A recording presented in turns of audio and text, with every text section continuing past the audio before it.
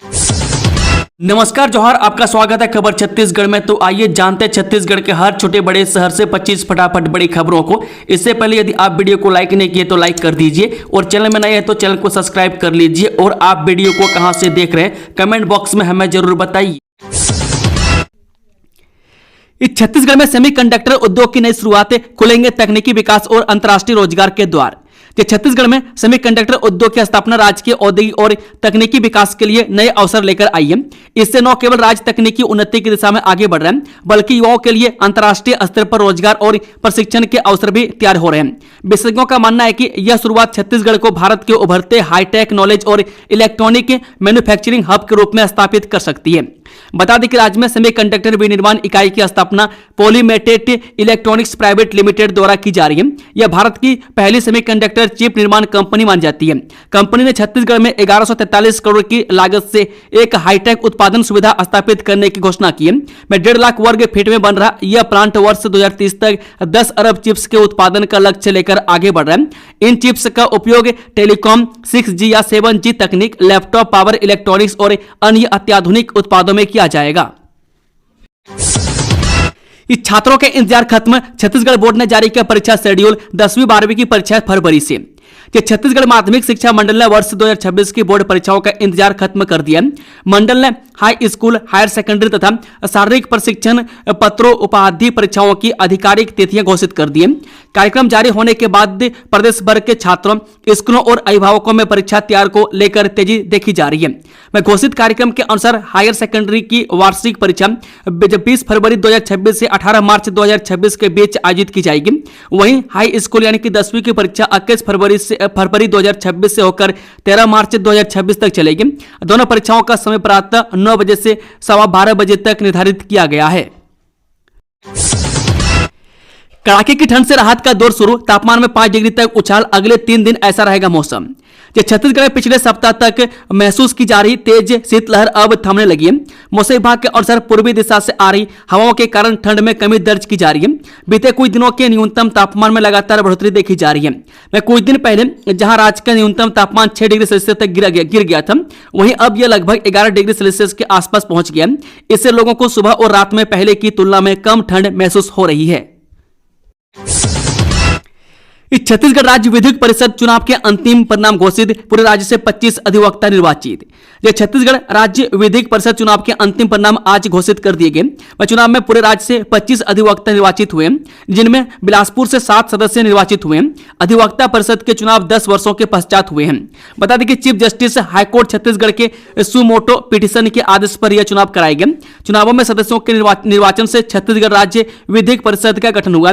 अब यह 25 सदस्य आपस में मिलकर अध्यक्ष एवं अन्य कमेटियों का निर्धारण करेंगे, जिससे छत्तीसगढ़ राज्य के समस्त अधिवक्ताओं के हित से संबंधित कार्य सुचारू रूप से चल सकेंगे। तेलंगाना डीजीपी के सामने 37 माओवादियों का सरेंडर, 20-20 लाख के 3 सीसीएम मेंबर भी शामिल, हर नक्सली को मिले 1 करोड़ 41 लाख रुपये। छत्तीसगढ़ तेलंगाना सीमा पर 37 नक्सलियों ने तेलंगाना डीजीपी शिवधर रेड्डी के सामने आत्मसमर्पण कर दिया। आत्मसमर्पण करने वालों में 3 सेंट्रल कमेटी मेंबर यानी कि सीसीएम भी शामिल हैं, जिन पर 20-20 लाख का इनाम घोषित था।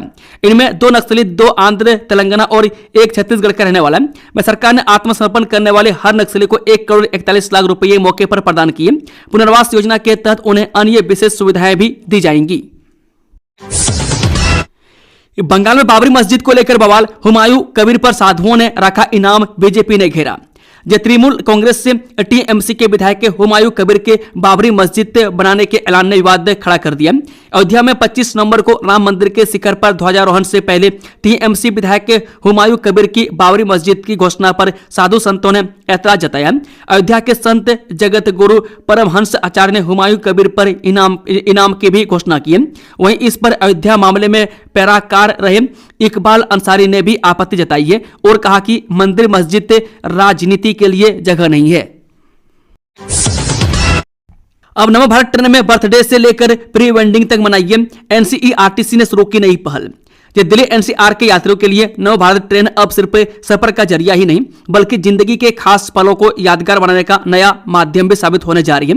रीजनल रेल सेवा संचालित करने वाली एनसीआरटीसी यानी कि राष्ट्रीय राजधानी क्षेत्र परिवहन निगम ने एक अनोखी पहल की शुरुआत की है, जिसके तहत लोग अपने विशेष अवसरों जैसे जन्मदिन, प्री वेडिंग शूट, निजी समारोह या खुशी का कोई और यादगार पल सीधे नव भारत ट्रेन के अंदर सेलिब्रेट कर सकेंगे। इस पहल के अंतर्गत कोई भी व्यक्ति, इवेंट ऑर्गेनाइजर या फोटो या वीडियो प्रोडक्शन टीम नव भारत के कोच की एडवांस बुकिंग कर सकती है।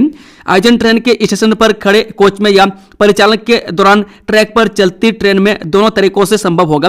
इसके लिए निर्धारित शुल्क 5,000 रुपये प्रति घंटे से शुरू होता है। नए लेबर कानून गीग वर्कर्स और महिलाओं को बनाएंगे सशक्त, छुट्टी से वेतन तक जानिए सब कुछ। जो केंद्र की ओर से शनिवार को दी गई जानकारी के अनुसार सामाजिक सुरक्षा संहिता 2020 भारत के लेबर वेलफेयर फ्रेमवर्क में एक महत्वपूर्ण सुधार को पेश करती है। इसका उद्देश्य वर्कफोर्स के सभी सेक्शन के लिए खासकर गीग और महिला कर्मचारियों के व्यापक और इंक्लूसिव सामाजिक सुरक्षा सुनिश्चित करना है। यह नौ मौजूदा सामाजिक सुरक्षा कानूनों को एक सिंगल और स्ट्रीमलाइन फ्रेमवर्क में लाती है। नए नियमों के तहत पहली बार गीग और प्लेटफॉर्म कर्मचारियों को मान्यता दी जा रही है और उनके कल्याण के लिए एक सामाजिक सुरक्षा कोष की स्थापना की जा रही है। इसके अलावा असंगठित गीग और प्लेटफॉर्म क्षेत्रों के विभिन्न श्रमिक वर्गों के लिए योजनाएं बनाने और इसकी निगरानी के लिए राष्ट्रीय सामाजिक सुरक्षा बोर्ड की स्थापना की जाएगी, जो सरकार को सलाह देने का काम करेगा। इस छात्रावास में 3 छात्राएं बेहोश, अस्पताल में ही झाड़ फूंक के 2 डॉक्टरों के खिलाफ कारण बताओ नोटिस जारी। जब कवर्धा जिले के रेंगाखार कन्या आदिवासी छात्रावास में अचानक 3 छात्राओं की तबीयत बिगड़ने से हड़कंप मच गया। छात्राएं चीख पुकार करने लगी और बेहोशी की हालत में थी। उन्हें तत्काल अस्पताल ले जाया गया, लेकिन लगभग 1 घंटे इलाज के बाद भी उनकी हालत में खास सुधार नहीं हुआ। इसी बीच अविश्वसनीय और चौंकाने वाली घटना सामने आई। आरोप है कि कुछ शिक्षकों ने अस्पताल परिसर में ही एक बेगा गुनिया को बुलाकर छात्राओं पर झाड़ फूंक करना शुरू कर दिया। अस्पताल में इस तरह के कृत्य को लेकर स्वास्थ्य विभाग भी सख्ते में है। रायपुर वनडे मैच के लिए आज से टिकट बिक्री शुरू। 3 को भारत और दक्षिण अफ्रीका मुकाबला, यहां से खरीदें टिकट। जब भारत और दक्षिण अफ्रीका के बीच बुधवार 3 दिसंबर 2025 को दूसरा वनडे मैच छत्तीसगढ़ के रायपुर में खेला जाएगा। यह मैच शहीद वीर नारायण सिंह अंतर्राष्ट्रीय क्रिकेट स्टेडियम रायपुर में खेला जाएगा। इसके लिए आज यानी 22 नवंबर से टिकट की बिक्री शुरू हो जाएगी। हालांकि क्रिकेट दर्शकों को टिकट आज शाम 5 बजे से मिलेगा। इसके लिए गाइडलाइंस भी जारी किए गए। ऐसे में क्रिकेट दर्शक यहां जानेंगे कि कैसे और कहां से आप टिकट खरीद सकेंगे, टिकट की कीमत कितने रुपये होगी। पुलिस विभाग में तबादला, इस जिले में बड़ी संख्या में पुलिस अधिकारियों कर्मचारियों का ट्रांसफर, देखें पूरी जानकारी।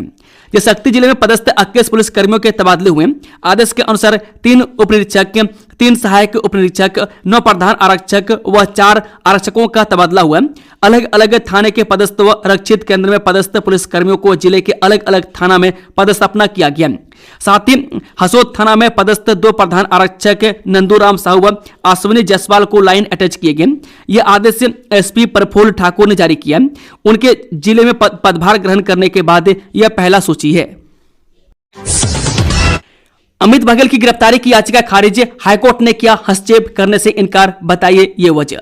जब जोहार छत्तीसगढ़ पार्टी प्रमुख अमित बघेल पर कथित हेड स्पीच का आरोप लगाते हुए गिरफ्तारी और पुलिस जांच की निगरानी समेत अन्य मांगे करते हुए हाईकोर्ट में याचिका लगाई गई थी। वह चीफ जस्टिस रमेश सिन्हा की डिवीजन बेंच ने यह याचिका खारिज कर दी। हाईकोर्ट ने इसे लेकर कहा कि चल रही आपराधिक जांच में हस्तक्षेप नहीं किया जा सकता और न ही किसी आरोपी की गिरफ्तारी का निर्देश दिया जा सकता है। इसके अलावा जांच के तरीके या वरिष्ठ अधिकारी की निगरानी जैसे निर्देश देना आपराधिक जांच के माइक्रो मैनेजमेंट जैसा होगा, जो कोर्ट के दायरे में नहीं आता। एडमिशन में सीबीएसई एग्जाम में छत्तीसगढ़, भिलाई के इस स्कूल प्रबंधन पर उठे सवाल, क्या परीक्षा से ठीक पहले छात्रों के भविष्य के साथ खिलवाड़। जी हां, भिलाई से एक हैरान कर देने वाली घटना सामने आई है, जिसके कारण शिक्षा व्यवस्था पर कई सवाल उठ रहे हैं। आइए जानते हैं क्या है पूरा मामला। दरअसल भिलाई शहर के हाउसिंग बोर्ड स्थित Bhilai Narayan Samaj English medium school पालकों को गुमराह कर बच्चों के भविष्य से खिलवाड़ कर रहे हैं। वह 8वीं तक के इस स्कूल में अब आधा सत्र बीत जाने के बाद स्कूल प्रबंधन सीजी बोर्ड की हिंदी मीडियम किताबों से पढ़ने को बोल रहा है। यहां परिजनों का आरोप है कि स्कूल में उनके बच्चों को सीबीएसई बोर्ड की स्कूल कहकर एडमिशन दिया गया। किताबें भी एनसीईआरटी और सीबीएसई बोर्ड के पाठ्यक्रम की खरीदने को कहा और अब 8वीं में इस वर्ष जब छत्तीसगढ़ बोर्ड में एग्जाम होंगे तो बीच सेशन में सरकारी प्री किताबें बांटकर बच्चों को हिंदी मीडियम की किताबें पढ़ने के लिए मजबूर किया जा रहा है। कांग्रेस नेता विकास उपाध्याय गिरफ्तार, सेंट्रल जेल लेकर पहुंची पुलिस, चौपाटी नहीं हटाने को लेकर जमकर हुआ हंगामा। साइंस कॉलेज मैदान स्थित चौपाटी को हटाए जाने के विरोध में समर्थकों और दुकानदारों के साथ पूरी रात धरना देने वाले कांग्रेस नेता विकास उपाध्याय को पुलिस ने गिरफ्तार कर लिया। पुलिस उन्हें अपने साथ सेंट्रल जेल लेकर पहुंची हुई है। इस दौरान उनके साथ बड़ी संख्या में समर्थक भी मौजूद थे। दूसरी तरफ नगर निगम के दल ने पुलिस के सहयोग से चौपाटी हटाए जाने की प्रक्रिया शुरू कर दी है। एसआईआर के लिए जरूरी है व्हाइट टी बैकग्राउंड वाली फोटो, मुख्य निर्वाचन पदाधिकारी ने जारी किया आदेश। देश भर के 12 राज्यों में इन दिनों एसआईआर यानी मतदाता सूची का विशेष गहन पुनरीक्षण का काम द्रुत गति से जारी है। छत्तीसगढ़ में भी सूचियों के विशेष गहन पुनरीक्षण में बीएलओ जिला निर्वाचन अधिकारी के निर्देश और मार्गदर्शन में घर घर जा रहे हैं। वे मतदाताओं का भौतिक सत्यापन कर रहे हैं और आवश्यक दस्तावेजों की जांच भी कर रहे हैं। इस पूरी प्रक्रिया में मतदाताओं को किसी तरह की परेशानी न हो, इसके लिए निर्वाचन आयोग समय समय पर महत्वपूर्ण दिशा निर्देश जारी कर रहा है। हिड़मा के एनकाउंटर के बाद नक्सली संगठन को एक और बड़ा झटका, 37 सक्रिय नक्सलियों ने किया सरेंडर। देश के नक्सलवाद को खत्म करने के लिए ठोस रणनीति के साथ एंटी नक्सल ऑपरेशन चलाए जा रहे हैं। में एक और जहां एनकाउंटर हो रहे हैं तो वहीं दूसरी ओर आत्मसमर्पण का सिलसिला भी चल रहा है। इस बीच अब तेलंगाना में 37 सक्रिय नक्सलियों ने हथियार छोड़कर मुख्य धारा में लौटने का फैसला किया। इन नक्सलियों ने तेलंगाना पुलिस महानिदेशक यानी कि डीजीपी के सामने औपचारिक रूप से सरेंडर किया। सरेंडर करने वालों में संगठन के कई महत्वपूर्ण कैडर शामिल हैं। इनमें कुख्यात नक्सली कमांडर हिड़मा के करीबी सहयोगी एर्रा के साथ साथ सीसी सदस्य आजाद उर्फ अप्पासी नारायण भी मौजूद थे। पुलिस अधिकारियों के अनुसार ये सभी नक्सली आंध्र तेलंगाना बॉर्डर और दक्षिण बस्तर क्षेत्र में सक्रिय थे और कई नक्सली गतिविधियों में शामिल रहे थे। आंगनबाड़ी सहायिका भर्ती में बड़ा फर्जीवाड़ा, नकली दस्तावेजों से मिली नौकरी, जांच रिपोर्ट पर मचा बवाल। सरकंडा के आंगनबाड़ी सेंटर नंबर 90 की सहायिका पुष्पा पर गलत डॉक्यूमेंट्स बनाकर सरकारी नौकरी पाने का आरोप लगा। शिकायत करने वाली मन्नू मानिकपुरी ने यह मामला डिपार्टमेंट के अधिकारियों के ध्यान में लाया, जबकि यूआरसी ऑफिसर वासुदेव पांडे को इस मामले की जांच का काम सौंपा गया था। उनकी रिपोर्ट ने कई सवाल खड़े कर दिए हैं। पुष्पा की जन्म तिथि से जुड़े 2 अलग अलग डॉक्यूमेंट्स मौजूद थे, लेकिन रिपोर्ट में उन्हें ठीक से वेरीफाई नहीं किया गया। रिकॉर्ड में साफ अंतरों को नजरअंदाज कर दिया गया। इससे जांच में भेदभाव और लापरवाही के आरोप लगे हैं। इस सचिव भर्ती विवाद, बोनस अंक बढ़ाने की मांग को लेकर निकली रैली, जाने पूरा मामला।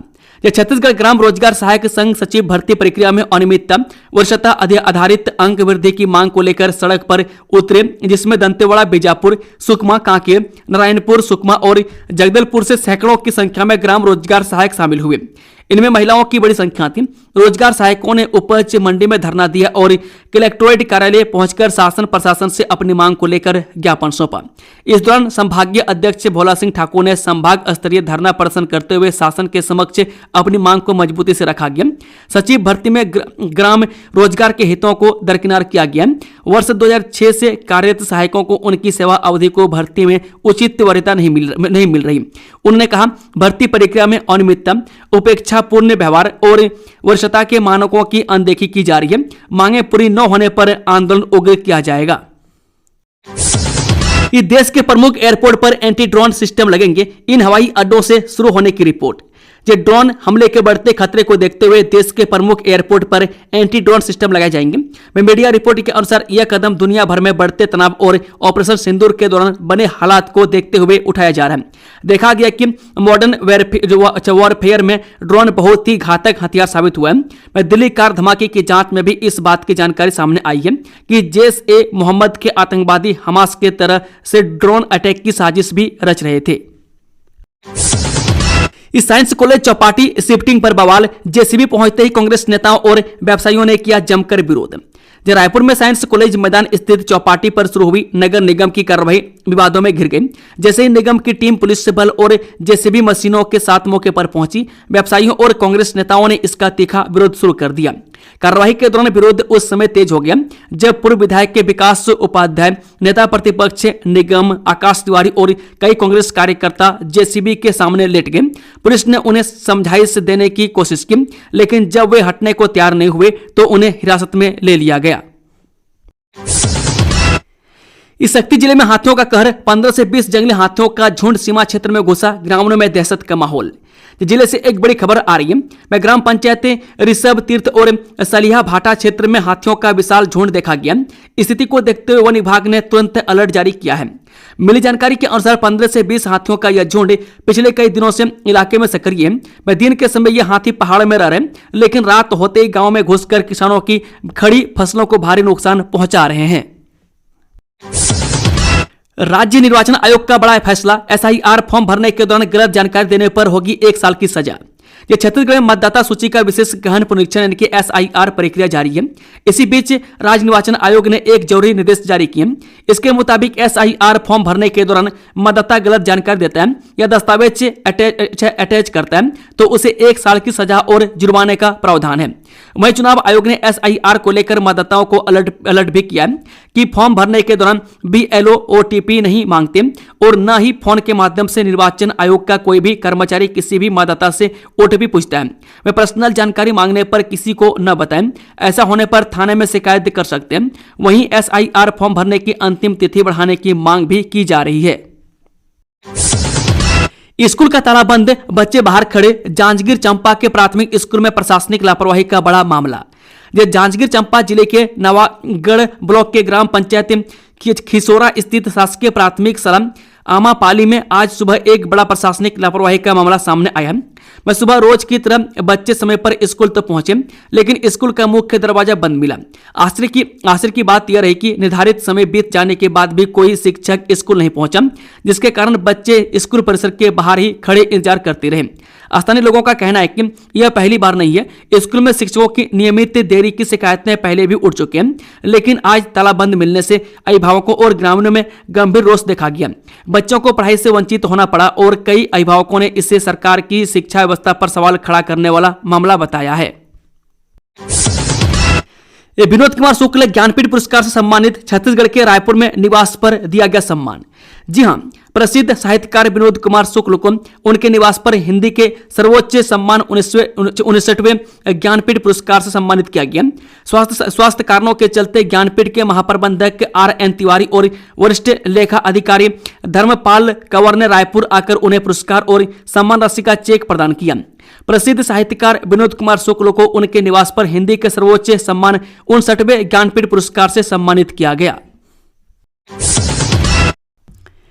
दक्षिण अफ्रीका ने T20 और ODI टीम का किया ऐलान, जानिए किसे मिली टीम की कमान। ये भारत और दक्षिण अफ्रीका 2 मैचों की टेस्ट सीरीज खत्म होने के बाद सीमित ओवरों की सीरीज में आमने सामने होंगे। 3 मैचों की वनडे सीरीज 30 नवंबर से 6 दिसंबर तक खेली जाएगी, जबकि 5 मैचों की T20I सीरीज 9 से 19 दिसंबर तक चलेगी। इन महत्वपूर्ण सीरीज के लिए मेहमान टीम साउथ अफ्रीका ने अपने स्क्वाड का ऐलान कर दिया। तेज गेंदबाज एनरिके नोर्किया T20 टीम में वापसी कर रहे हैं। 32 साल के नोर्किया ने आखिरी बार जून 2024 में बारबाडोस में भारत के खिलाफ T20 वर्ल्ड कप 2024 फाइनल में साउथ अफ्रीका के लिए खेला था।